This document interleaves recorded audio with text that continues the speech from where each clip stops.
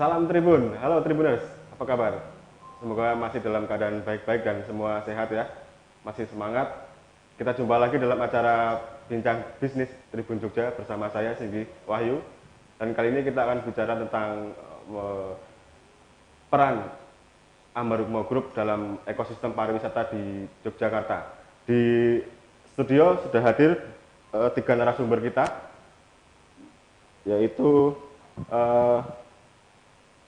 Mas Hairul Anwar atau Mas Awang, Marketing Communication Royal Ambarukmo Yogyakarta.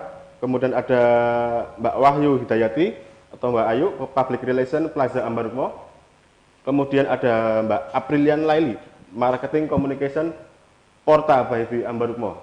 Nah, kita akan berbincang tentang seluk-beluk di sekitaran Ambarukmo Group ini. Mungkin di antara Tribuners ini ada yang udah lama tidak nge-mall nih ke Amplas gitu, atau mungkin sudah pengen bikin apa namanya expo di ballroom Royal Ambarukmo ya.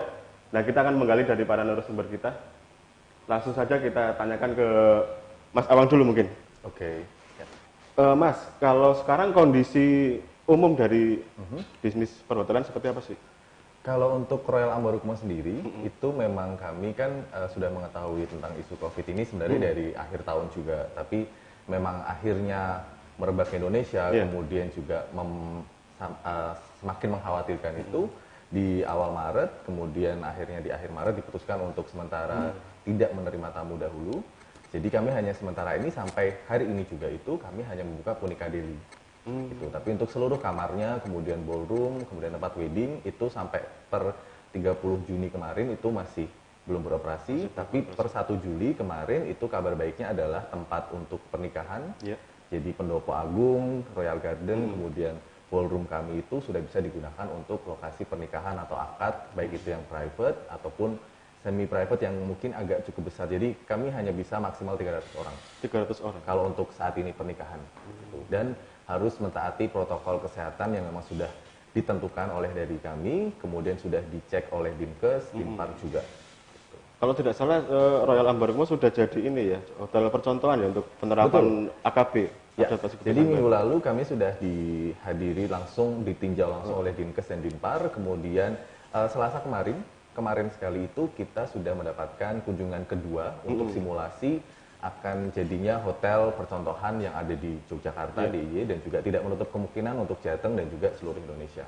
Gitu. Karena memang dari jumlah kamar, kemudian kompleksitas conference roomnya juga seperti dekat Sultan Ballroom, kemudian juga lahan semi terbuka seperti Pendopo dan juga Royal Garden itu bisa jadi percontohan untuk banyak hotel. Karena kebanyakan banyak hotel hanya memiliki kamar saja atau hanya memiliki kamar plus ballroom, tapi kalau kami punya kesemuanya ini. Artinya bisa dikombinasi ke situ kalau misalkan orang mau bikin acara. Ya, jadi bisa nanti dikombinasikan juga untuk yang meeting bisnis ataupun juga nanti yang leisure. Jadi tamu-tamu yang family kemudian mereka mau stay, mau berenang gitu, nanti mereka akan ada simulasi juga seperti apa sih kalau nantinya new normal AKB itu pada saat family datang ke Jogja, kemudian nanti pertama kali masuk ke lobby, kemudian mereka nanti ke kolam renang seperti apa, nah itu sudah ada simulasinya. Pokoknya dari tamu mau masuk itu sudah ada prosedur sendiri ya? Sudah ada prosedur, bahkan dari masuk ke pintu gerbangnya Royal Ambarukmo itu biasanya kita harus pencet untuk parkir. Kalau sekarang udah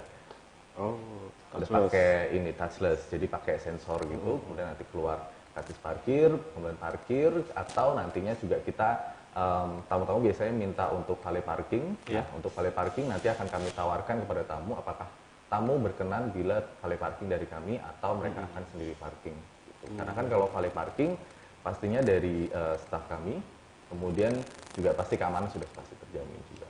Kalau bicara pandemi itu dampaknya seperti apa ke kemarin? Dampaknya itu sebenarnya luar biasa ya, karena memang tidak dapat dipungkiri kalau semua kamar kita belum beroperasi, pastinya juga dari karyawan-karyawan kami itu juga banyak yang tidak akan bisa beroperasi secara normal juga gitu. Kemudian banyak juga yang WFH, itu juga pasti tidak dapat dipungkiri juga.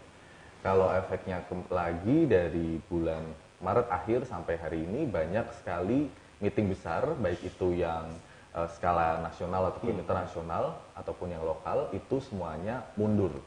dan mundurnya juga kita tidak tahu sampai kapan karena memang juga kan Jogja saat ini juga masih dalam masa tanggap darurat ya. Gitu. Jadi semoga segera kita sudah bisa melalui ini semua, kemudian penerbangan internasional bisa masuk, wisatawan asing bisa masuk juga, konferensi internasional bisa masuk, dan itu nanti bisa bergulir lagi. Karena efeknya itu nanti kalau tidak hanya di hotel saja yang kita rasakan, tapi hulu ke hilir. Jadi seperti vendor-vendor dari sayuran, kemudian makanan, bahkan jajan pasar pun itu juga terimbas oleh karena dari kami belum pernah beroperasi sampai hari ini juga. Tapi itu semacam kayak tadi ada mungkin rencana seminar internasional gitu, terus itu hanya di pending dulu, bukan sampai di cancel gitu. Sementara semua statusnya di pending karena mereka masih optimis bahwasanya pandemi ini juga tidak akan terlalu lama. Kemudian tamu-tamunya juga sudah, kalau konferensi internasional itu sebagai gambaran, mereka sudah memesan ballroom bahkan kamar itu setahun sebelum. Jadi 2019 itu sudah booking, kemudian acaranya di 2020. Tapi ternyata 2020 ada pandemi. Jadi ya mau tidak mau harus mundur karena mereka sudah appointment. Tapi kalau ada peserta yang akan mundur kemudian di refund, itu nanti dari organizer-nya juga pasti akan dengan legowo ngasih itu juga. Kalau di Porta gimana Mbak Leni? Sebenarnya untuk pandemi ini adalah tantangan yang sangat luar biasa ya, karena Porta ini baru terhitung buka, kita opening dari 20 Februari 2020, yang mana di awal Maret itu sudah ada COVID, sudah ada corona yang masuk di Indonesia begitu ya, jadi sudah ada korbannya gitu kan. Nah itu merupakan tantangan bagi kami karena kami baru saja membuka sebuah hotel begitu, dan kita baru saja running berapa minggu, kemudian memang ada anjuran dari pemerintah untuk masyarakat di rumah saja gitu. Ya mau tidak mau kami harus menuruti aturan dari pemerintah, sehingga juga banyak dari tamu-tamu kami tidak dapat pergi atau berkunjung ke Jogja dan menginap di Porta, sehingga kami juga harus tetap mematuhi peraturan pemerintah begitu. Kami sempat tidak full mengoperasikan hotel gitu, tetapi akhirnya berusaha untuk bangkit lagi dengan adanya anjuran pemerintah untuk new normal ini Mas. Di 1 Juli kemarin kita buka dan kita masih berusaha untuk tetap optimis sih dalam membuka kembali hotel ini, dan dengan adanya protokol kesehatan ya pastinya, seperti ada wastafel di depan, kemudian tamu sebelum masuk akan kita cek untuk suhu tubuhnya tidak lebih dari 37,3 derajat Celcius, kemudian ada penyemprotan disinfektan, kemudian untuk proses check-in ataupun tamu yang akan